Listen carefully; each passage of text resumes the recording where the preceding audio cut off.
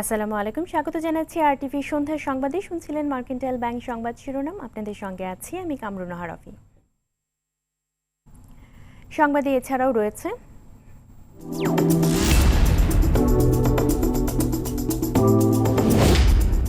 করোনার মধ্যে মেডিকেলে উচ্চ শিক্ষা পরীক্ষা ও ভর্তি পরীক্ষা নিয়ে রয়েছে একটি বিশেষ প্রতিবেদন।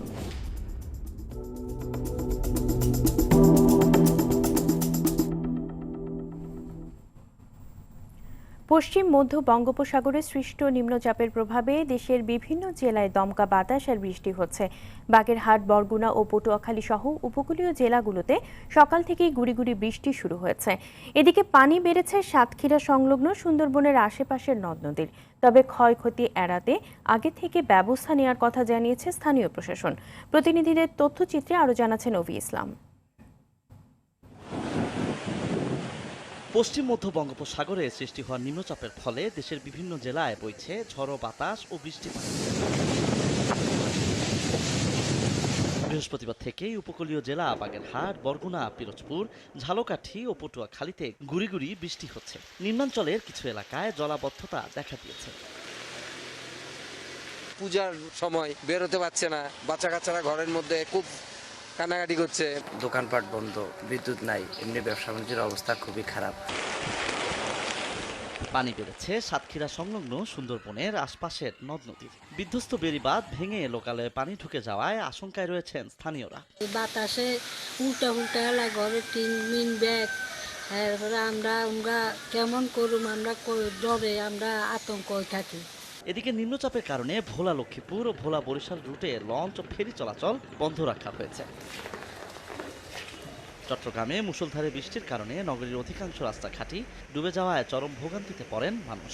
আমরা গরিব মানুষ কি করে খাবো, এই জন্য বিজি পরে আমরা চাকরি করতেছি। বৃষ্টির কারণে ভিজতেছি, কোনো বেচা কিনা নাই। যারা পাঠা উবার কাজ করে এদের মধ্যে আমাদের জন্য মনে করেন দিন খায়, তাই না? এই ওয়েদার কারণে আমাদের অবস্থা খুব খারাপ। চট্টগ্রাম ও কক্সবাজারের পাহাড়ি এলাকায় ঝুঁকি নিয়ে বসবাসকারীদের নিরাপদ আশ্রয়ে যেতে মাইকিং করছে প্রশাসন। যারা এখনো ঝুঁকিপূর্ণভাবে বসবাসরত আছেন।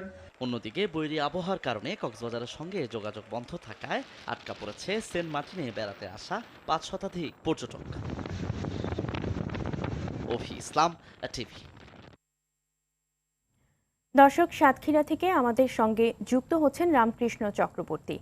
রামকৃষ্ণ, আমরা জানি যে সন্ধ্যায় নিম্নচাপটি উপকূল অতিক্রম করার কথা রয়েছে। স্থানীয় পর্যায়ে এর প্রভাব কেমন দেখছেন আপনি? স্টেডিয়ামের পর্যায়ে আমরা দেখেছি সকাল থেকে গুড়ি গুড়ি বৃষ্টি, দুপুর থেকে একটু আবহাওয়া স্বাভাবিক থাকলেও এই বিকালের পর থেকে যেন একটা গুমোট আবহাওয়া, আকাশ মেঘাচ্ছন্ন, যেন কিছুক্ষণের মধ্যে হয়তো নিম্নচাপটি সাতক্ষীরা সুন্দরবন সংলগ্ন জলপথ অতিক্রম করতে পারে। আমি কথা বলেছিলাম সুন্দরবন সংলগ্ন বিজিবি ব্যাটালিয়ন অধিনায়কের সাথে, তিনি আমাকে জানিয়েছেন যে পরিস্থিতি সবকিছু স্বাভাবিক রয়েছে। তবে শ্যামনগর উপজেলার নির্বাহী কর্মকর্তা আবুজার গিফারি বলেছেন তিনি উপকূলের বিভিন্ন স্বেচ্ছাসেবী সংগঠনকে তিনি সতর্ক রাখতে বলেছেন এবং জনগণকে, সাধারণ মানুষকে সমস্ত যানমালের রক্ষার জন্য সতর্ক থাকতে পরামর্শ দিয়েছেন। বিশেষ করে বেড়িবাঁধের যদি কোনো ক্ষয়ক্ষতি হলে তাৎক্ষণিকভাবে যেন প্রশাসনকে জানানো হয়। এটাই ছিল সাতক্ষীরা, শ্যামনগর এবং আশাশুড়ির উপকূলবর্তী জনপদের ঘূর্ণিঝড়ের পূর্বাভাসের সর্বশেষ খবর। অভি। রামকৃষ্ণ, ধন্যবাদ আপনাকে। দর্শক, এতক্ষণ সাতক্ষীরা থেকে জানাছিলেন রামকৃষ্ণ চক্রবর্তী।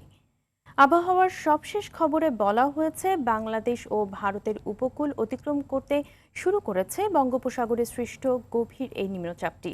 এর প্রভাবে দেশের 4টি সমুদ্র বন্দরকে 3 নম্বর স্থানীয় সতর্ক সংকেত দেখাতে বলা হয়েছে।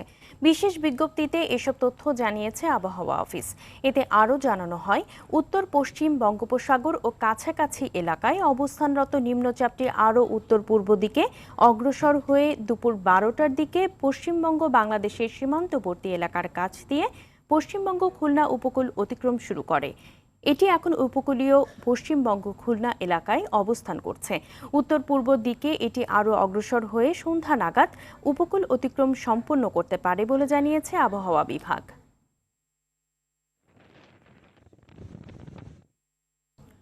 দর্শক, ঢাকার আবহাওয়া অফিসে আছেন আমাদের সহকর্মী জুবায়ের সানি। সেখান থেকে সরাসরি তিনি আমাদের সাথে যুক্ত হচ্ছেন।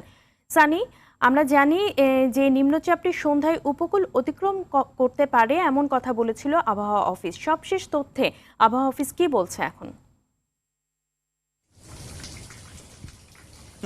একটি ভালো সংবাদ দিয়ে শুরু করি। সেটি হচ্ছে ইতিমধ্যে কিন্তু নিম্নচাপটি বাংলাদেশ উপকূল অতিক্রম করে ফেলেছে এবং সে কারণে কিন্তু বৃষ্টির প্রভাব সেটি কিছুটা কমে আসছে। এবং কিছুক্ষণ আগেই আমি আবহাওয়া অফিসের কর্মকর্তাদের সঙ্গে কথা বলেছি, তারা যেটি বলেছেন যে আজ যেভাবে এবং গতকাল যেভাবে বৃষ্টি হয়েছে, আগামীকাল কিন্তু সেই বৃষ্টির পরিমাণ অনেকটাই কমে আসবে এবং তারা যেটি আশঙ্কা করেছিলেন যে 3 থেকে 5 ফিটের একটি জলোচ্ছ্বাস তৈরি হতে পারে, সেটির কিন্তু এখনো আমরা সংবাদ পাইনি। তার মানে খুব বেশি কোনো ক্ষতি না করেই কিন্তু নিম্নচাপটি বাংলাদেশ উপকূল অতিক্রম করেছে এবং এর প্রভাবে রাতে হালকা বৃষ্টি হতে পারে এবং আগামীকাল হালকা বৃষ্টি হওয়ার পর আগামী পরশু থেকে কিন্তু আবহাওয়া স্বাভাবিক হয়ে আসবে এবং কিছুক্ষণের মধ্যেই হয়তো তারা একটি সংবাদ বিজ্ঞপ্তির মাধ্যমে এই তথ্যগুলো জানাবেন। এবং আরেকটি বিষয় সেটি হচ্ছে কি, এটি কিন্তু যেটি বলছিলেন নিম্নচাপটি কিন্তু খুলনা এবং পশ্চিমবঙ্গের উপকূল থেকেই সেটি বাংলাদেশের উপকূল অতিক্রম করেছে এবং তারা যেটি বলছেন এখন পুরোপুরি অতিক্রম করা শেষ হয়েছে, কিন্তু সেটি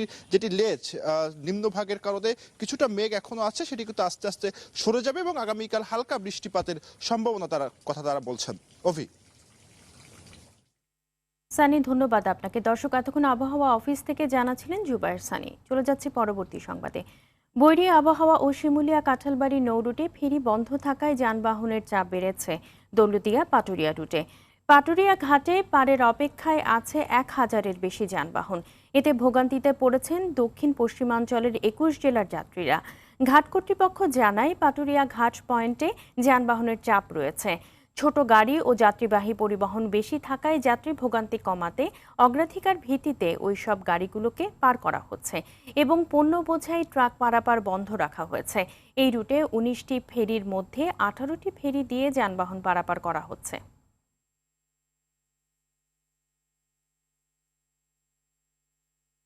রোহিঙ্গাদের ফিরিয়ে নিতে আশ্বস্ত করেছে চীনকে মিয়ানমার। চীনের পররাষ্ট্রমন্ত্রী ওয়াং ই জানান, সম্প্রতি মিয়ানমার আবারও চীনকে আশ্বস্ত করেছে যে রোহিঙ্গা জনগোষ্ঠীকে ফেরত নেওয়া হবে। বৃহস্পতিবার সন্ধ্যায় পররাষ্ট্রমন্ত্রী একে আব্দুল মোমেনকে টেলিফোনে চীনের পররাষ্ট্রমন্ত্রী এসব কথা জানিয়েছেন বলে গণমাধ্যমে পাঠানো বিজ্ঞপ্তিতে জানানো হয়। ওয়াং ই আরও জানান, করোনা পরিস্থিতি উন্নতি হলে সে লক্ষ্যে মিয়ানমার কাজ করবে।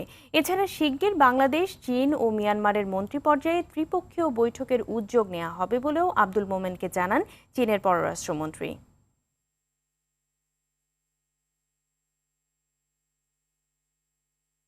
সরকার দাম বেঁধে দিলেও রাজধানীতে আলুর বাজার এখনো নিয়ন্ত্রণে আসেনি।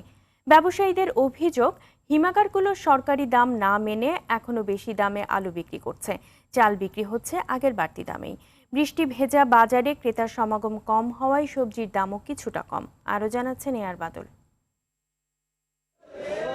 বগুড়া, ময়মনসিংহ সহ দেশের বিভিন্ন কোল্ড স্টোরেজ থেকে এসব আলু এসেছে রাজধানীর কাউরান বাজারে।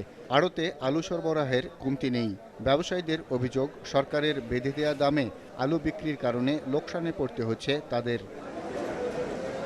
তারা জানান, কোল্ড স্টোরেজ কেন্দ্রিক ব্যবসায়ীদের নিয়ন্ত্রণ করতে না পারলে আরও অস্থিরতা তৈরি হবে আলুর বাজারে। আমাদের এখানে বাজার সরকার 30টা বান্ধা দিচ্ছে, 30টা বাধা করা ব্যাপারে মাল দিতেছে না। মাল যাত্রাবাড়ি বাজার 34-35, বাড্ডা বেচতেছে 38 টাকা। আর যেখানে কলস্টোর থেকে মাল আনার কথা এই 27টা সরকার বান্ধা দিচ্ছে, ওখানে বিক্রি হচ্ছে 33-34 টাকা বাজার। বাজার তদারকিতে আসে বাণিজ্য মন্ত্রণালয় থেকে। এই দোকানদার যদি কোল্ড স্টোরেজ থেকে বেশি মূল্যে আনে, অবশ্যই আলু কেনার রসিদ নিবে এবং যে কোল্ড স্টোরেজ বা যে মালিকের আলু সে কিনলো তার ফোন নাম্বার নিবে। এইটা পেলেই আমরা ব্যবস্থা নিতে পারবো। চালের দাম তো আজ 3 সপ্তাহ পর্যন্ত বেশি। 3 সপ্তাহ আগে মনে করে আমরা 28 বিক্রি করছি, 48 টাকায় বিক্রি করছি। এখন বিক্রি করতে 50 টাকা, 2 টাকা করে 2-3 সপ্তাহ ভিতরে বাড়ছে। এখনো নাগালের বাইরে পেঁয়াজের দাম। দেশে 75 টাকা আছে, মিশর বেচতেছি 60, চায়না 55, পাকিস্তানি 60। ইন্ডিয়ান না আসা পর্যন্ত কমার সম্ভাবনা নেই, আর ইন্ডিয়ান আসলে বাজারটা একটু কমবো। সরবরাহ বাড়ায় দাম কমতির দিকে বলে জানান সবজি ব্যবসায়ীরা। উস্তা বেশি 60 টাকা 70 টাকা, আজকাল 40 টাকা 50 টাকা বেচতেছি। আর বেগুন 40 টাকা কেজি, আর ভেন্ডি কেজি 40 টাকা, সিমের কেজি 80 টাকা। মানে 20 টাকা 30 টাকা কমছে, কিন্তু কাস্টমার নাই। আগে উৎপাদন বাড়ানো দরকার, তারপরে মনিটরিং। তাহলে সাধারণ মানুষ স্বস্তি পাবে। মাছের দাম কিছুটা কম হলেও গরুর মাংস দোকানভেদে বিক্রি হচ্ছে 580 থেকে 600 টাকায়, আর খাসির মাংস 900 টাকা কেজি। গেছে সপ্তাহে যে বেচছি 300 টাকা, এই সপ্তাহে মনে করেন যে 250 টাকা বেচতেছি, তারপরেও ক্রেতা নাই। যেমন বৃষ্টি, 2 দিন ধরে বৃষ্টি হইতেছে, ক্রেতা নাই। এই দামে হচ্ছে মাছের দাম কম, কেজিতে 20 টাকা 30 টাকা কম আছে। গেল সপ্তাহের চেয়ে 5 থেকে 10 টাকা বেশি দামে বিক্রি হচ্ছে মুরগি। আমাদের ব্রয়লার মুরগি গেছে সপ্তাহে এই সপ্তাহে মনে হয় 10 টাকা কেজিতে বাড়ছে, 130 থেকে 35 টাকা চলতেছে। আর পাকিস্তানি মুরগি 220 থেকে 30 টাকা চলতেছে। দাম কমাতে বাজার মনিটরিং করার দাবি ক্রেতাদের। আর বাদল, RTV, ঢাকা। আলু, পেঁয়াজ সহ দ্রব্যমূল্যের ঊর্ধ্বগতির জন্য বাজার সিন্ডিকেটকে দায়ী করেছেন আওয়ামী লীগের সাধারণ সম্পাদক ওবায়দুল কাদের। তবে সেই সিন্ডিকেটের কাছে সরকার জিম্মি নয় বলে দাবি করেছেন তিনি। সকালে আওয়ামী লীগ সভাপতির ধানমন্ডির রাজনৈতিক কার্যালয়ে এক মতবিনিময় সভায় এসব কথা বলেন ওবায়দুল কাদের। সোশ্যাল মিডিয়াতেও এসব নিয়ে গুজব ছড়ানো হচ্ছে জানিয়ে সবাইকে সতর্ক থাকার আহ্বান জানান সেতুমন্ত্রী।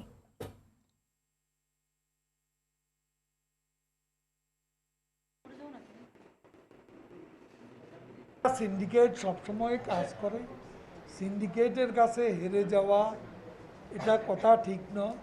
আপনি প্রতিবেশী সব দেশের দিকে তাকান, এই করোনা পরিস্থিতিতে বাজার মূল্য কোথাও আমদানি রপ্তানিতে আগের পর্যায়ে কেউ নেই।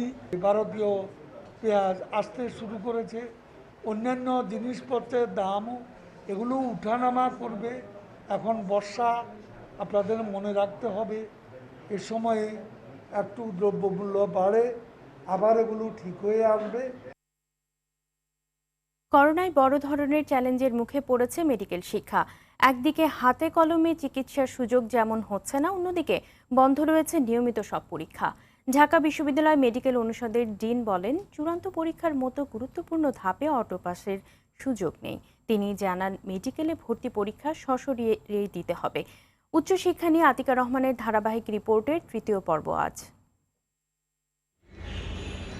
করোনা সংক্রমণ রোধে বন্ধ রয়েছে দেশের সব সরকারি বেসরকারি মেডিকেল কলেজ। অনলাইন ক্লাস হলেও ব্যবহারিক ক্লাস নেওয়া সম্ভব হচ্ছে না। হাসপাতালে রোগীর সংস্পর্শে না এসে চিকিৎসা শিক্ষাও পরিপূর্ণ হচ্ছে না। কিছু ক্লাস আমরা করেছি জুম প্ল্যাটফর্মের মাধ্যমে এবং কিছু ক্লাস গুগল মিটের মাধ্যমে করার চেষ্টা করা হয়েছে, কিন্তু ফেসবুক লাইভে এবং জুমে আসলে হয়েছে বেশি। মফস্বল এরিয়াগুলোতে নেটওয়ার্ক ফ্লাকচুয়েট করে। ঘরে বসে থিওরিটা হয়তো দেখাতে পারেন, কিন্তু হাতে কলমে যে শেখানো সেটা কিন্তু ঘাটতি রয়ে গেছে, এবং এটা নিয়ে কিন্তু আমরা প্রতিনিয়ত ভাবছি যে এটা আসলে কিভাবে উত্তরণ করা যায়। সবচেয়ে অসুবিধায় পড়েছে শেষ বর্ষের শিক্ষার্থীরা। তাদের হাসপাতাল সংযুক্তি এখনো হয়নি। চূড়ান্ত পেশাগত পরীক্ষা বা ফাইনাল প্রফও অনিশ্চিত। আমাদের যতটা না থিওরি তার চেয়ে বেশি ক্লিনিক্যাল।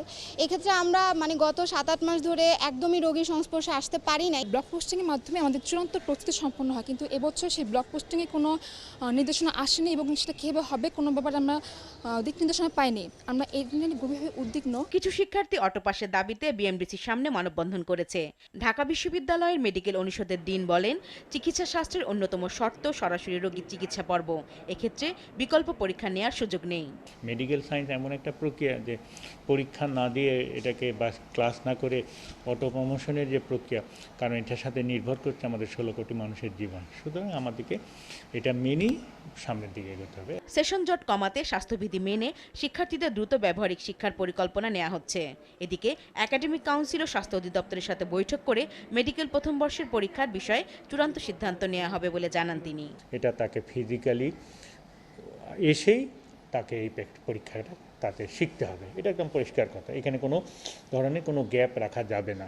মেডিকেল ভর্তি পরীক্ষা সারা দেশের বিভিন্ন কেন্দ্রে হয় বলে অতিমারির কারণে পদ্ধতিতে খুব বেশি পরিবর্তন আনতে হবে না বলে মনে করেন কর্তৃপক্ষ।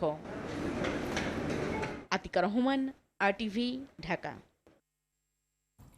শারদীয় দুর্গোৎসবের মহাসপ্তমী আজ। সকালে দেবী দুর্গার চক্ষুদান ও অঞ্জলির মাধ্যমে শুরু হয় সপ্তমীর আনুষ্ঠানিকতা। করোনা থেকে মুক্তির জন্য কেন্দ্রীয়ভাবে ঢাকেশ্বরী মন্দির থেকে বিশেষ প্রার্থনা অনুষ্ঠিত হয়। তবে করোনার স্বাস্থ্য ঝুঁকির কারণে এবার রামকৃষ্ণ মিশনে অষ্টমীর দিনে কুমারী পূজার কোনো আয়োজন থাকছে না। আতিকা রহমানের রিপোর্টে বিস্তারিত। এক একদিকে করোনা মহামারীর আতঙ্ক, অন্যদিকে বৈরী আবহাওয়া। সবকিছু উপেক্ষা করে মণ্ডপে মণ্ডপে চলছে দেবী দুর্গার বন্দনা। বস্ত্রদান সহ নানা উপাচারের মাধ্যমে শুরু হয় হিন্দু ধর্মাবলম্বীদের সবচেয়ে বড় পূজা দুর্গা উৎসবের মহাসপ্তমীর আনুষ্ঠানিকতা। যা কিছুই হোক মাকে দর্শন করতে হবে। আমাদের একটা আত্মবিশ্বাস আছে যে মা আমাদেরকে করোনা মুক্ত করবে। করোনার ভিতর তো ওরকম ভাবে ঘোরাফেরা হচ্ছে না, তার মধ্যেও আসলাম মাকে দেখা, দর্শন করা। এরপর ত্রিনয়না দেবী চক্ষুদান ও বিহিত পূজা অনুষ্ঠিত হয়। ভক্তরা অবশ্যই আসবেন, কিন্তু মন্দিরে যেন তারা এই স্বাস্থ্যবিধি মেনে চলে, কারণ এটা একটা বিরাট চ্যালেঞ্জ। সবাই মাস্ক ব্যবহার করছি আর যতটুকু পারা যায়, আর মায়ের কাছে বিশেষ প্রার্থনা করেছি যে এবছর মা যখন দশমীর দিন চলে যাবেন, সাথে করে বিশ্ব থেকে যেন করোনাটাকে নিয়ে যান। মণ্ডপে আসা দুর্গা ভক্তদের সবার মুখেই ছিল করোনা অতিমারি থেকে মুক্তির জন্য প্রার্থনা। মায়ের কাছে কায়মনোবাক্যে আমাদের প্রার্থনা, মা যেন সকল অশুভ শক্তি বিনাশ করেন এবং দেশ এবং পৃথিবীর সর্বত্র যেন শান্তি স্থাপন করেন। শুক্রবার বেলা 12টায় ঢাকেশ্বরী মন্দিরে বিশেষ প্রার্থনা অনুষ্ঠিত হয়। বাসায় বসে ভক্তরা যেন প্রার্থনায় অংশ নিতে পারেন সে কারণে টেলিভিশন সহ বিভিন্ন সামাজিক যোগাযোগ মাধ্যমে এটি সরাসরি সম্প্রচার করা হয়।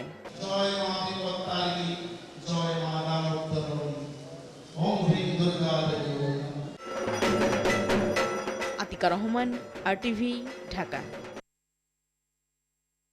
খুব দ্রুত মেজর সিনহার হত্যা মামলা নিষ্পত্তি হবে বলে জানিয়েছেন র্যাবের মহাপরিচালক আব্দুল্লাহ আল মামুন। বিকেলে রাজধানীর সোহরাওয়ার্দী উদ্যানের রমনা কালী মন্দির পরিদর্শন শেষে সাংবাদিকদের একথা জানান তিনি। র্যাব মহাপরিচালক আরও জানান, পূজা উদযাপনে কোনো সমস্যা আছে কিনা সেটাই পর্যবেক্ষণ করতে নিয়মিত রুটিন পরিদর্শন ছিল এটা। এ সময় স্বাস্থ্যবিধি মেনে পূজা উদযাপন করার জন্য রমনা কালী মন্দির পূজা উদযাপন কমিটিকে ধন্যবাদ জানান তিনি। তদন্ত ইতিবাচক অগ্রগতি আছে, আমরা হয়তোবা শিগগিরই এটার একটা নিষ্পত্তি করতে পারবো আর কি মামলা। কতদিনের মধ্যে চার্জশিট প্রদান হতে পারে? আমরা যত দ্রুত সম্ভব এটা দিব। জাঁকজমকপূর্ণ আয়োজনের মধ্য দিয়ে পালিত হয়েছে আদমজী ক্যান্টনমেন্ট স্কুল অ্যান্ড কলেজের SSC 94 ও HSC 96তম ব্যাচের শিক্ষার্থীদের পুনর্মিলনী। শুক্রবার মহাখালীর রাওয়া কনভেনশন সেন্টারে এই পুনর্মিলনী অনুষ্ঠিত হয়। পুনর্মিলনীতে কেক কাটা ও পুরনো দিনের স্মৃতিচারণের মধ্য দিয়ে চলে দিনভর গান আড্ডা। এ সময় আদমজী কলেজের শিক্ষক ও শিক্ষিকারা উপস্থিত ছিলেন। এবারে ক্লেমন খেলার সংবাদ। করোনার কারণে দীর্ঘ বিরতির পর নেপালের বিপক্ষে জাতীয় দলের ম্যাচের মধ্য দিয়ে ফুটবল মাঠে ফেরানো হবে বলে জানিয়েছেন বাফুফের সভাপতি কাজী সালাউদ্দিন। বিকেলে বাড্ডার বেড়াইদে বাংলাদেশ ফুটবল ফেডারেশনের একাডেমি পরিদর্শন শেষে সাংবাদিকদের সঙ্গে তিনি এই কথা বলেন। নেপালের বিপক্ষে 13 ও 17 মার্চ দুটি ম্যাচ হবে। পরাজয়ের ভয়ে যদি ম্যাচের আয়োজন করা না হয় তাও মাঠে খেলা ফেরানো যাবে না বলেও মন্তব্য করেন বাফুফে প্রধান।